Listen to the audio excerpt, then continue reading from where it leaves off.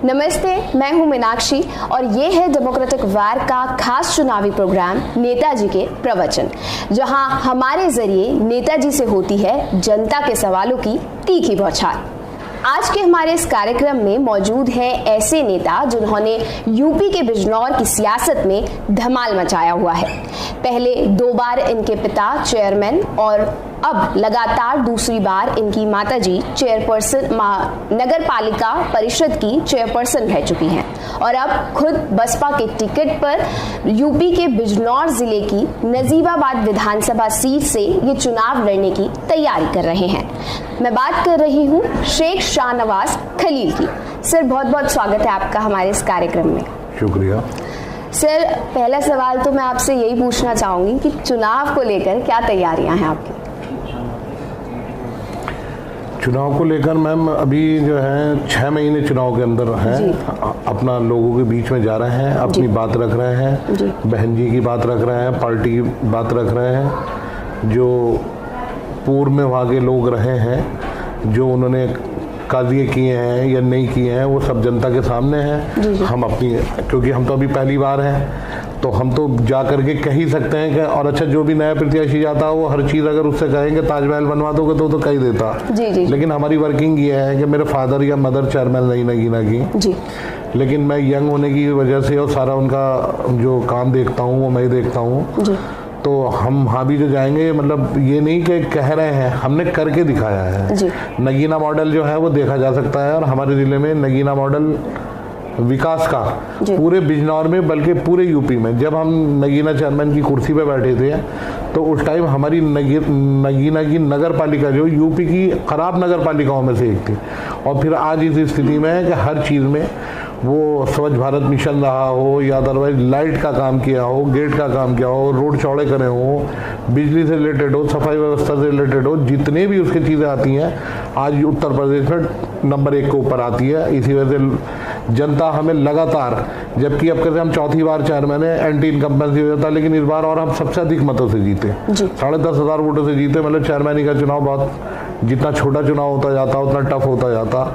तो लोगों के बीच में रहते हैं, उनकी खिदमत करते हैं, उनकी सेवा, उनकी दुख सुख परेशानियाँ जो भी मामला हैं कम से कम उसे पूरा हल करने की कोशिश करते हैं। उसी चीज़ को लेकर के नजीबाबाद भी लोगों के बीच में जा रहे हैं कि भाई हमने आपने नगीना में, और ये नहीं कि 1 साल का या 2 साल का, हमारा तो 20 साल का 25 साल का 2 दशक का कार्यकाल सब लोगों ने देखा है, उसी को बीच में रख रहे हैं कि इंशाल्लाह आप लोगों के बीच में आएंगे तो आप लोगों के बीच में भी नजीबाबाद के अंदर जो राजनीति चल रही थी, ना तो किसी ने वहाँ पे विकास किया, ना लोगों के दुख सुख में खड़े हुए हैं। कोरोना का पीरियड आया, लोगों का वहाँ पता नहीं चला, NRC CA का मुद्दा आया, वहाँ कोई किसी की मदद के लिए खड़ा नहीं हुआ।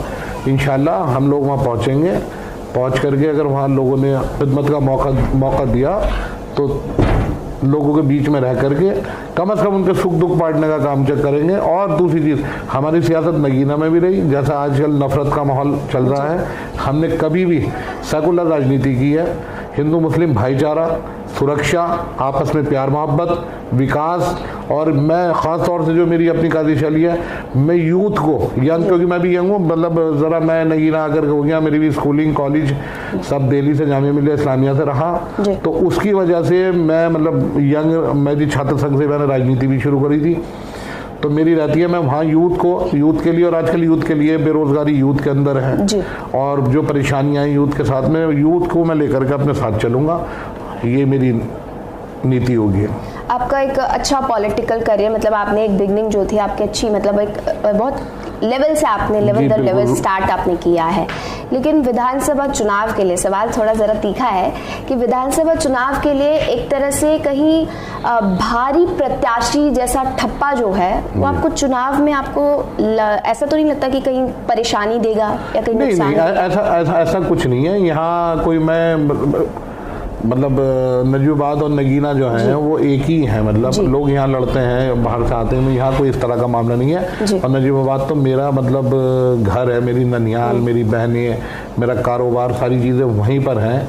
और ऐसा नहीं है कि मतलब कोई राजनीति नगीना की या वो सब एक ही है, वो कोई ऐसा इशू नहीं है। मतलब ये कोई आपको कोई परेशानी नहीं? कोई इशू नहीं है। और बल्कि मेरा तो वहाँ इतना बड़ा मेरा मतलब अपनी खुद अपनी लैंड है, अपने मकानात हैं, मैं तो शिफ्ट हो रहा हूँ वहीं पे बिल्कुल मतलब परमानेंट, क्योंकि लोग ये करते हैं कि वो भी ना रहे, मैं शिफ्ट होकर के इंशाल्लाह वहीं रहूँगा। बिजनेस करता हूँ मेरा, तो मैं वहाँ से भी उसे देख सकता हूँ। यहाँ माशाल्लाह से फादर भाई वगैरह सब है, मैं वहीं रहूँगा। आपने कभी थोड़ी देर पहले बहुत अच्छी बात कही कि आप सेक्युलर राजनीति पर जो है ज़्यादा फोकस करते हैं।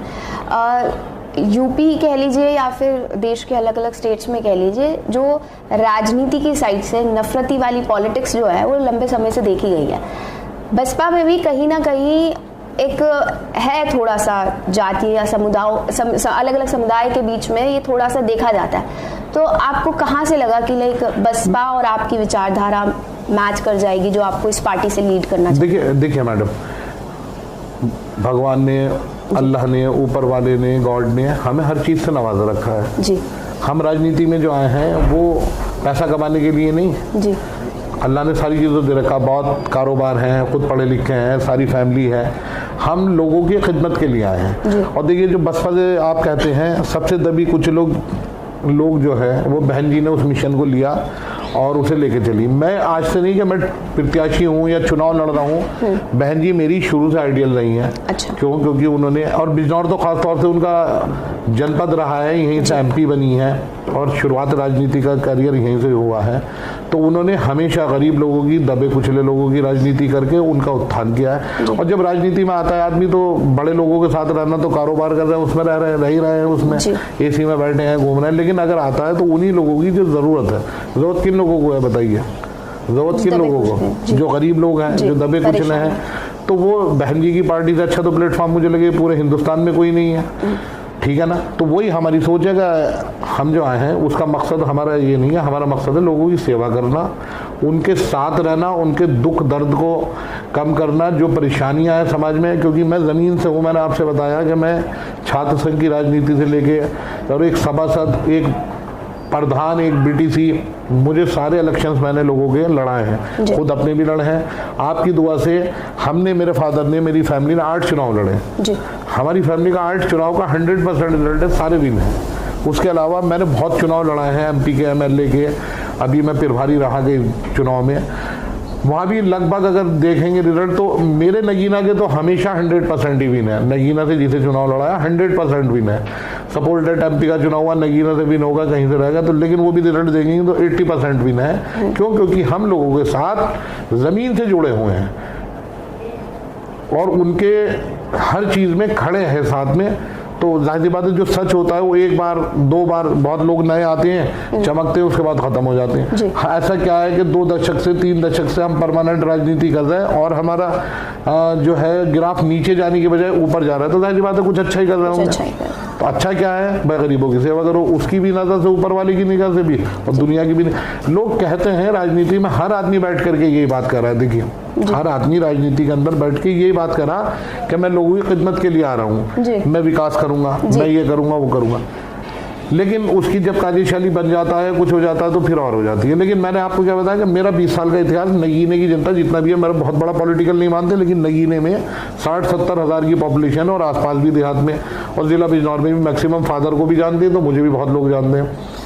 मैं आज खुश इस वजह से हूँ राजनीति करने में कि मेरी स्कूलिंग नर्सरी से जो मैंने शुरू की और आज मेरी 43 ईयर्स की एज हो रही है। स्कूलिंग, फिर कॉलेज, फिर दिल्ली और फिर आज यहाँ, और जितने लोगों से मेरा बचपन से लेकर रहा, आज जब मैं चुनाव लड़ रहा हूँ, हर आदमी की मेरे लिए मुबारकबाद है। और मुबारकबाद के बाद यह है कि आज तेरा हक है, ये दुआओं के साथ में हक कह रहे हैं। क्यों?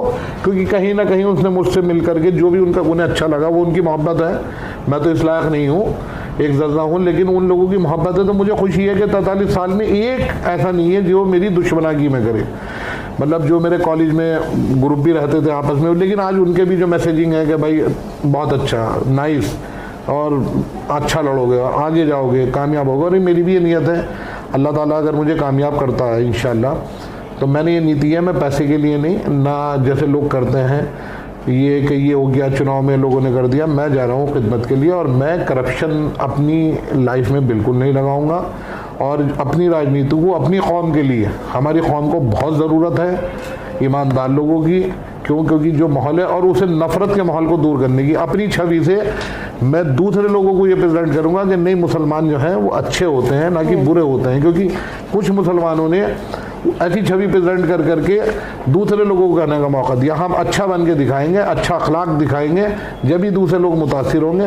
वो अमल से, वो जो है मुंह से बोलने से नहीं होता, वो अमल से होगा। तो हमारा अमल ऐसा होना चाहिए और मैं अमल से दिखाऊंगा और दिखा भी रहे हैं। लेकिन कुछ गलतियां हैं अभी, उसे दूर करते हुए, लेकिन जब वहाँ आप, क्योंकि नई ज़िंदगी, नई जगह, नए मामला पैदा होंगे, तो मैं बिल्कुल वहाँ अपना आपको वाइट जो होना चाहिए, कोई दाग ना लगे, और हमेशा करप्शन से दूर। कारोबार से मैं खूब, ऊपर वाले ने मेरा बिजनेस अच्छा है, उससे कमाऊंगा, लेकिन राजनीति से मैं अपने ऊपर कोई एलिगेशन भी नहीं चाहूँगा और करूँगा ही नहीं है। मेरी नियत है, अगर मैं करूँ, मैं मतलब दिल में नियत, मैंने ये आपसे कह रहा हूँ, लेकिन ये मैंने नियत गॉड से कर ली। गॉड मैं करूँ तो मैं भुगतूँ, मैं करूँ तो मैं भुगतूँ। बिल्कुल ये कॉन्सेप्ट ही नहीं है। मुझे राजनीति में शौक है लोगों की मदद करने का, ऊपर वाले ने नवाज रखा है। सोशल मेरा मिजाज है बचपन से, लोगों के बीच में, कॉलेज रह ही नहीं सकता अकेला, तो उसी चीज़ को लेकर आगे।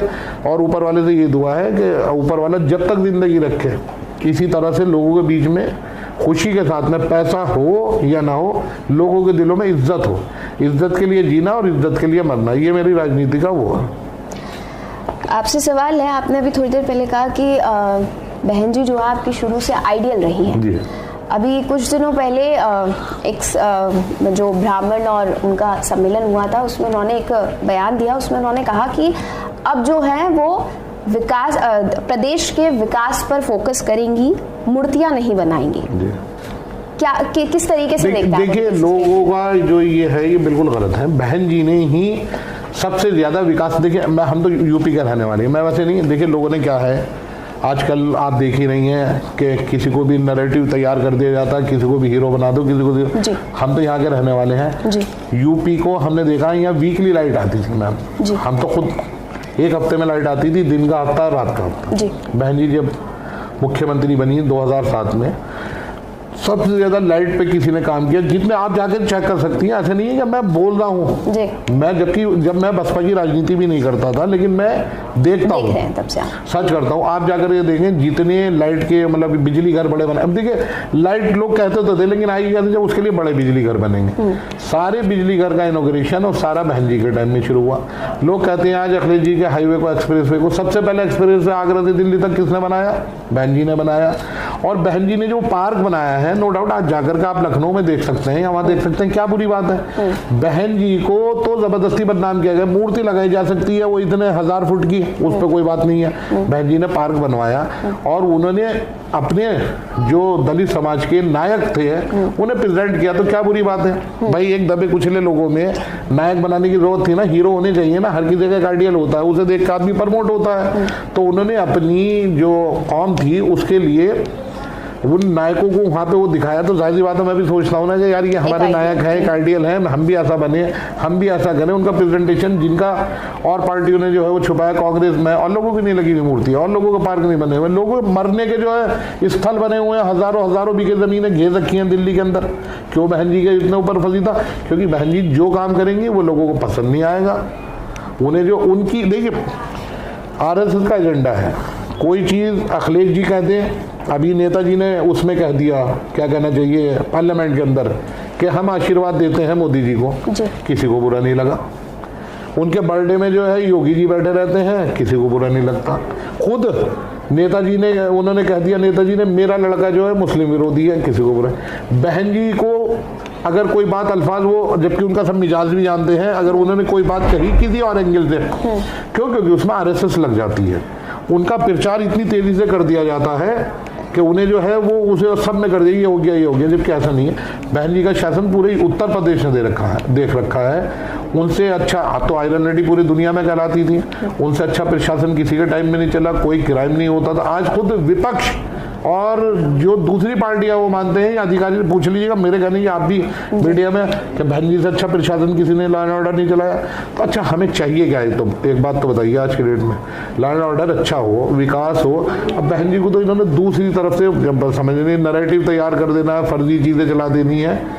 उन्होंने क्यों, क्योंकि जाहिर सी बात है नीचे से लोगों को उठा करके ऊपर लेकर के आए, तो लोगों को बुरा लग रहा है कि इनसे हमारा मुकाबला किया जा रहा है। तो ये हमेशा से दुनिया में आज से नहीं, पहले से रही है, अमीर और गरीब की लड़ाई रही है। गरीब को बढ़ने नहीं दिया जाता, वो गरीब को बढ़ा रही है, सीधा सा खेल है। तो आपको ये लगता है कि दबे कुचले लोग अगर आगे बढ़ रहे हैं तो उसे एक नेगेटिव प्रोपेगेंडा में दिखाया? बिल्कुल बिल्कुल। अच्छा आप देखिए, आप तो खुद देखिए, मेरे नहीं, आप खुद बताइए ऐसा है या नहीं है? आप बताइए सर। मैं तो बिल्कुल 100% हमने भी रूट से, मेरे फादर, जी सर, मेरे दादा होते थे, मेरे फादर, देखिए हर जनरेशन जो है ना ये चेंजेस वक्त है, घूमता रहता है। मेरे फादर ने राजनीति जब शुरू करी यंग थे, अकेले, और बहुत छोटे से लेवल से शुरू करी। पहले होती है महल्ले लेवल से, फिर शहर लेवल से, फिर उससे आज आपकी दुआ से मतलब जिले में चेयरमैन, कोई इतनी बड़ी पोस्ट नहीं है कि चेयरमैन को आप प्रेसिडेंट मीडिया पे करें, लेकिन मुझे इतना गर्व है कि हमारे यहाँ से चेयरमैन की राजनीति मात्र पोस्ट भले दे रही, क्योंकि नगीना सीट रिजर्व रही है एमएलए और एमपी, वरना बहुत पहले, लेकिन हमारे घर से राजनीति जो है वो आपकी दुआ से एमएलए, एमपी और जिला बिजनौर की जो राजनीति होनी चाहिए वो होती है, और हम उसमें इन्वॉल्व रहते हैं। लेकिन हमेशा जिसके साथ की होगी अच्छी की होगी, निगेटिव नहीं की होगी, पॉजिटिव की होगी। चलिए अब आपके क्षेत्र को लेकर बात करते हैं। आप विधायक का चुनाव जो है लड़ने की पूरी तैयारी में, तो क्या कुछ आपके बड़े मुद्दे होने वाले हैं? जैसे हर राजनीति पार्टी वादा करती है कि हम ये काम कर देंगे आने के बाद, है ना, तो क्या आपका भी कोई अनोखा वादा रहने वाला है? नहीं, मैंने तो वादा बताया। देखिए आज की डेट में जिन चीज़ वादों की जरूरत, देखिए कोई किसी को जो है रोटी नहीं दिया करता जी। आदमी राजनीतिक में उसके सपोर्टर हों या लोग हों, उन्हें क्या चाहिए होता है कि उसने एक अपना रिप्रेजेंटेटिव चुना। अच्छा यही तो बनाया गया है, लॉबी तो यही है कि नगीना या नजीबाबाद या बिजनौर सब जगह से अपना रिप्रेजेंटेटिव चुन गया, वो उसकी आवाज़ होता है। और वो वहाँ की आवाज़ क्या है, उस आवाज़ को मैं विधानसभा तक पहुँचाने का काम, और पहुँचाने ही नहीं, उसे करवाने का काम पूरा करूंगा। इसीलिए तो चुना जाता है ना एमएलए कि भाई यहाँ की जो जरूरत है उसमें क्या जरूरत, विकास है, ठीक है। ये तो है पार्टी से रिलेटेड जो भी काम होगा, क्यों, क्योंकि मैं पढ़ा लिखा हूँ। और दूसरी चीज़, मैं राजनीति को सारी चीज़ें जानता हूँ। सिर्फ एमएलए मेरा नाम के नहीं, लेकिन मेरी वर्किंग और शैली जो है लगभग वही है सारी की सारी, क्योंकि उन्हीं लोगों में रहता हूँ और बचपन से देख रहा हूँ, अपने घर में भी देख रहा हूँ, बाहर भी देख रहा हूँ।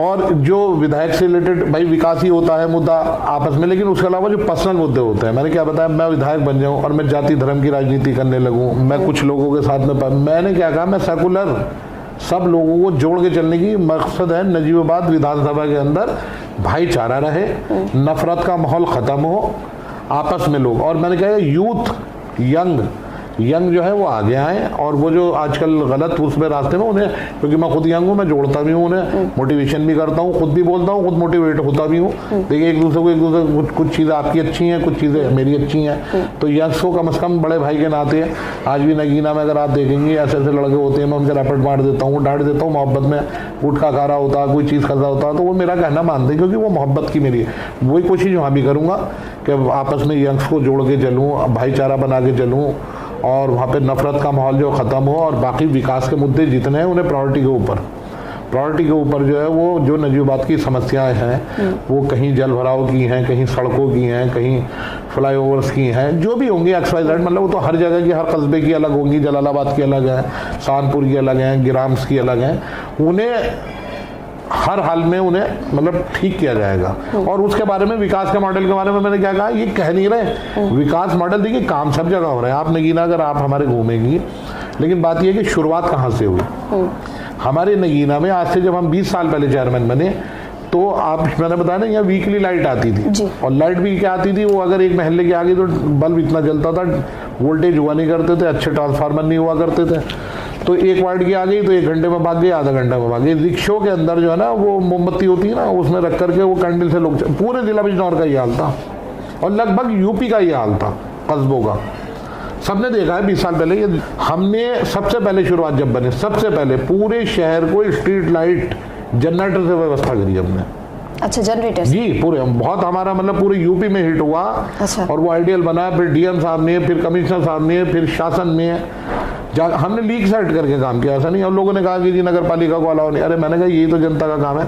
जो मार्केट हमारे यहाँ शाम में 6 बजे बंद हो जाती थी, आज हमारी मार्केट 10-10 बजे तक खुलने लगी, कारोबार बढ़ने लगा, गांव से लोग आने लगे, और वो इतना अच्छा मैसेजिंग। पहले हमने नगीना किया, फिर 2-3 साल हमारे होने के बाद फिर लोगों ने भी उसे शुरू किया, फिर पूरे जिले में हुआ, पूरे मंडल में हुआ, ग्राम प्रधानों ने किया उसे, फिर जाकर के सारे रोड के चौड़ीकरण हमने उन्हें चौड़ीकरण। होता क्या है हाईडील का, आप देखिए, मैं तो बहुत सारी चीज़ें ऐसी बता दूंगा। हाईडील सबसे ज़्यादा अतिक्रमण क्या कराता है, हाईडील विभाग जो है, सड़क है 100 फुट की, हाईडील विभाग 40 फुट पर खंबा गाड़ देगा।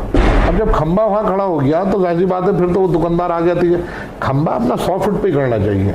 हमने जितने नगीने हैं हाईडील के जितने वो थे, जबकि उन्हें बदलना, मतलब उसके लिए पूरी अप्रोच लगा करके डीएम साहब के माध्यम से, हाईडील के माध्यम से, दोस्तियों के माध्यम से, लड़ाई के माध्यम से वो सारे खंबे हटवाए जो बीच में अतिक्रमण करते थे, जहाँ जहाँ भी करते थे। पूरी बस्ती में आप हमारी जाएंगे गाड़ी में, कहीं आपको खंबा सड़क पे नहीं मिला। आप बिजनौर भी जाएंगे ना, शक्ति के टाकीज पे जाकर के देखेंगे तो खंबा बीचों बीच खड़ा है, जबकि वो बिजनौर का सबसे वो है नगीना। ये तो छोटी छोटी चीज़ें जो है इंसान को बहुत आगे करती हैं। तो अतिक्रमण उससे कम हुआ, जाहिर सी बात है, खंबा पीछे गया, दुकान पीछे गई, ट्रैफिक जो उस पर चलने लगा, तो चौड़ी रोड सबने करी, वो पहले नगीने में करी। डिवाइडर, मतलब हमारे कस्बों में डिवाइडर वाली रोड कहाँ होती थी, वो डिवाइडर्स की, लाइट्स की, पानी की व्यवस्था। मतलब ये समझ लीजिए कि टाइम होता था कि सुबह 7:30 बजे पानी आएगा। अच्छा, हमने इतने ट्यूबवेल लगा दिए, 24 घंटे पानी है। ऐसा नहीं, अब उसके लिए आप कह रही कि जी पहले वालों ने क्यों नहीं लगाए। हाँ, जानते नहीं थे पैसा कहाँ से आता है, स्कीम्स कहाँ से चलती है, कैसे लाना चाहिए। हमने उसे एस्टिमेट्स बनवाए, उन्हें फॉरवर्ड किया, लखनऊ गए, वहाँ मिनिस्टरों के पास गए, उनसे उन्हें करवाया, फिर यहाँ करवाया। उन्हें सारी चीज़ जो होनी चाहिए, जो मैं विधायक के लिए आप करेंगे, तो वो जाहिर सी बात है, किसी काम को कराने के लिए उसके पीछे लगना पड़ता है, प्रेस्टीज बनानी पड़ती है, पैसा खर्च करना पड़ता है, लगन होनी चाहिए जी। तो लगन से होनी। अभी हमारे यहाँ पे नगीना में अभी कोरोना जब था, ये ऑक्सीजन का था जी।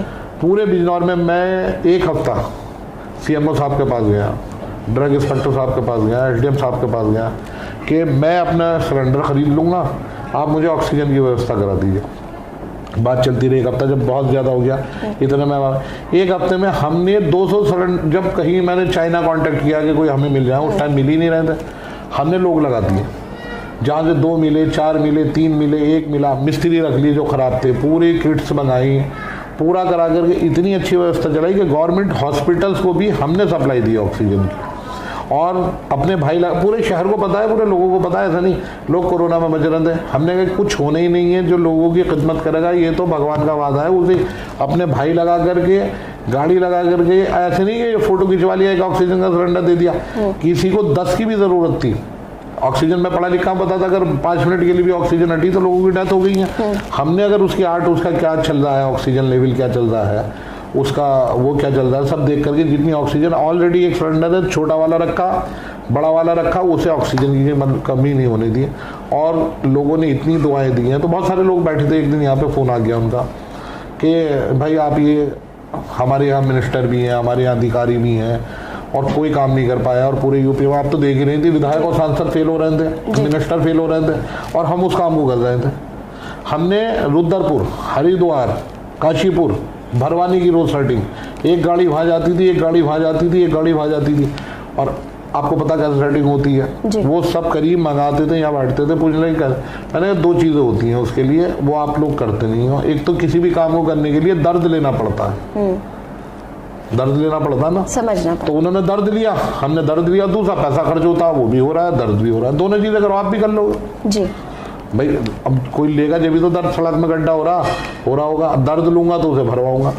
लाइट हमने गिने में ऐसे, कोई लाइट बंद हो जाती है ना आज की डेट में, और हम जा रहे हैं गाड़ी से, वहीं रोकेंगे, वहीं फ़ोन करेंगे, वहीं खड़ा करके उसे वहीं ठीक करवाएंगे, तो दर्द हुआ ना किसका, कि यार लाइट बंद नहीं रहनी चाहिए, लोग गुजर रहे यहाँ से। दुश्मन फ़ोन कर दे, या अपने ऑफिस में क्या रखा है, विकास के मामले में अगर हमारा कोई दुश्मन फ़ोन करे कि ये लाइट बंद, तुरंत काम होना चाहिए, ये सड़क बननी है, तुरंत बननी चाहिए, क्योंकि विकास के मुद्दे पे वहाँ वो दुश्मन को नहीं चलना, नाम हमारा है, हम ही तो बनवा रहे हैं, वहाँ सब लोगों को चलना है।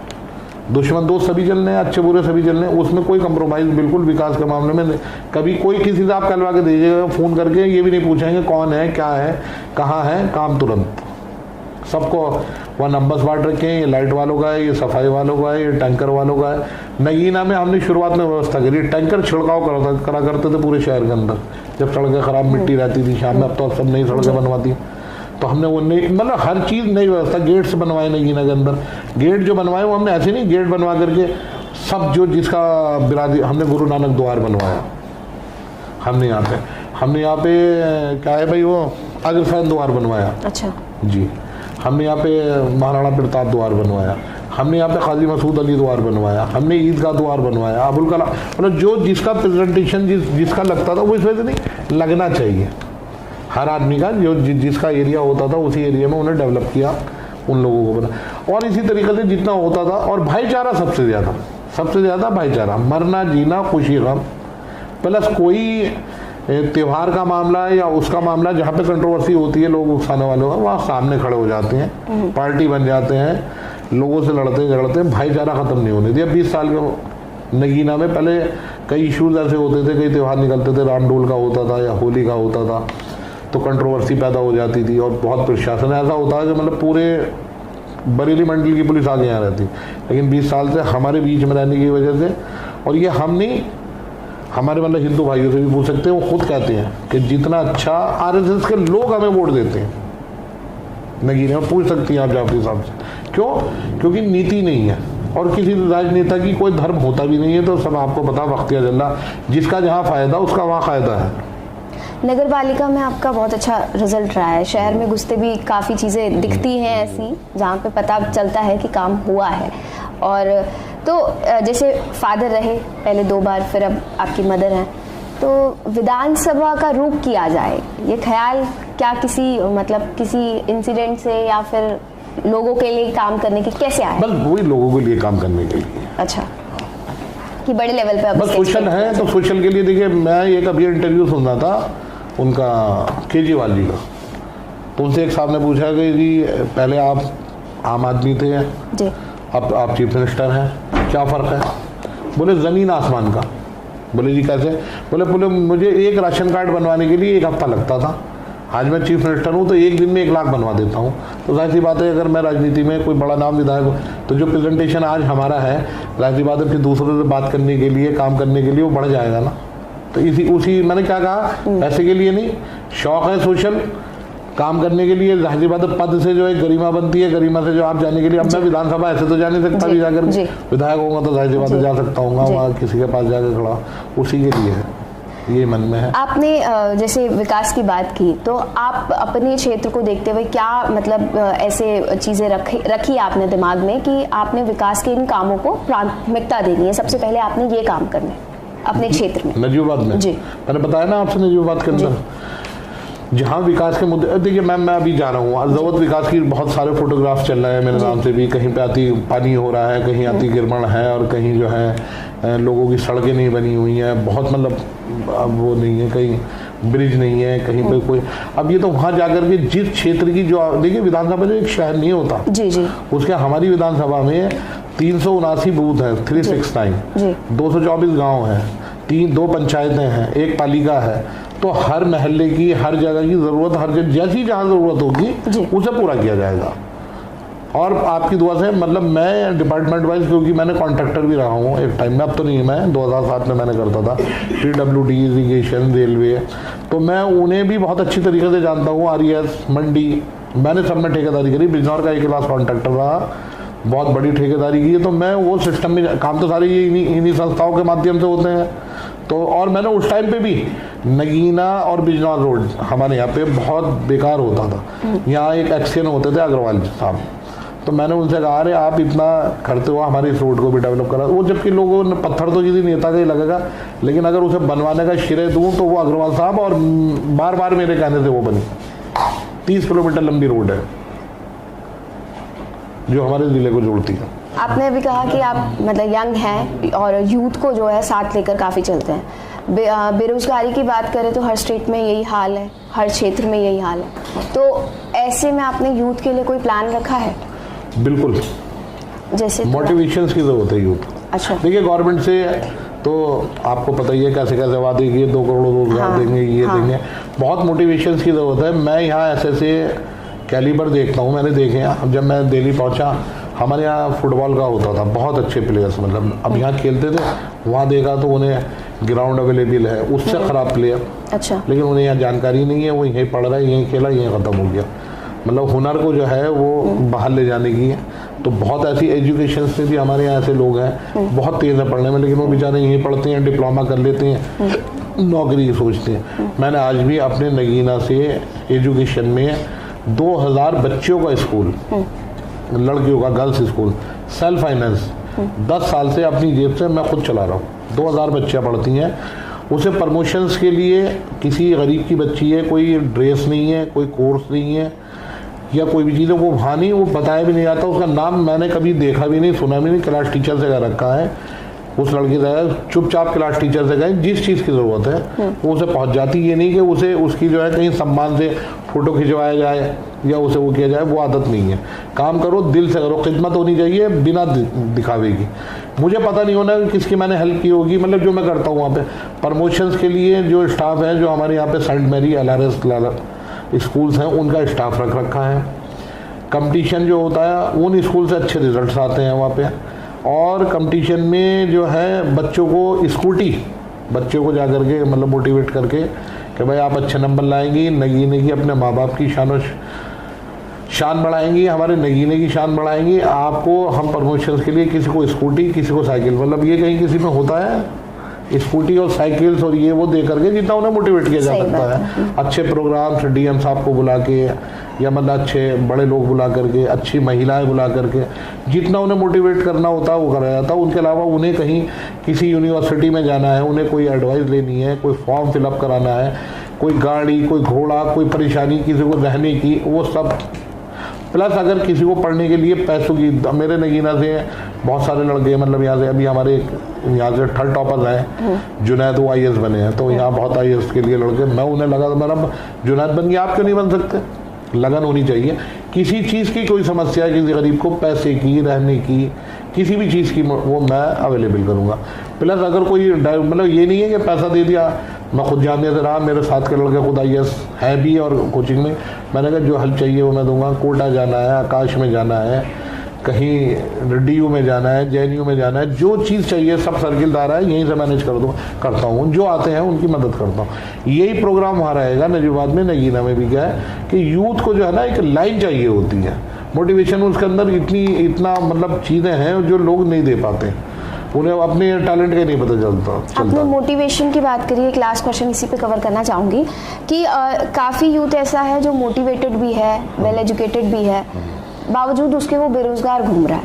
तो इसको लेकर कोई आपका कुछ प्लान, या फिर अपने क्षेत्र में आप भी देखते होंगे कुछ लोग ऐसे? देखिए उसके लिए तो फिर मैंने बताया ना, उसके लिए तो फिर पॉलिसी जो है वो जाहिर सी बात है, अब उसके अंदर टैलेंट भी और बेरोजगारी की वजह तो आप समझ ही रही होंगी। तो उसके लिए जाहिर सी बात है गवर्नमेंट से जो है जब ऊपर वाला बनवाएगा तो वहाँ पे उसके लिए इंडस्ट्री है, उसके लिए बहुत सारे प्रोग्राम हैं, वो तो वहीं से मतलब किए जाएगा। और ज़ाती तौर पे जो होगा वो तो कर ही रहे हैं, लेकिन ये तो बड़े लेवल पे इतनी बड़ी बेरोजगारी जो जिनमें वो है उनकी पूरी करी जाएगी। मतलब वहाँ पे नजूबात क्षेत्र के लिए स्पेशल फैक्ट्री या और चीज़ें लगवाई जाएंगी, वहाँ पे कोशिश की जाएगी जितना भी होगा। पॉलिसी की आपने बात की और ये भी सही बात की आपने कि ये बड़े लेवल की बात है, लेकिन ये हर सरकार के टाइम पर देखा जाता है कि सरकारी भर्तियां जैसे निकलती हैं उसके बाद उनका शोषण भी एक लंबे टाइम तक चलता है।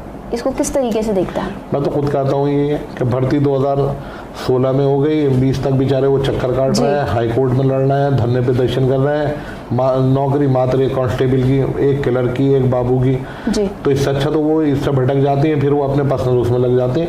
ये प्रक्रिया तो बिल्कुल फेयर होनी चाहिए और एकदम इधर होनी चाहिए, इधर नौकरी मिलनी चाहिए। दुनिया में जाइए, हमारे हिंदुस्तान में तो ये लेंथी प्रोसीजर करी दी है और उसे कास्ट में बांट देते हैं, बिरादरी में बांट देते हैं, करप्शन में बांट देते हैं। अरे सीधा फेयर होना चाहिए, जो हकदार है उसे मिलना चाहिए, बिल्कुल सीधी सी बात है। और उसका इतनी लंबी इतना लेंथी प्रोसीजर की जरूरत क्या है जी। मैं एक कांस्टेबल मिले 10-10 किलोमीटर की उनकी वो होती है, 10 किलोमीटर। वो 2016 में मुझे 17 में मिले थे, वो कहने लगे 1 साल हो गया हम सेलेक्ट हो गए। 10 किलोमीटर बेचारों ने कितना स्टेमिना बनाया होगा, 25 मिनट में 10 किलोमीटर।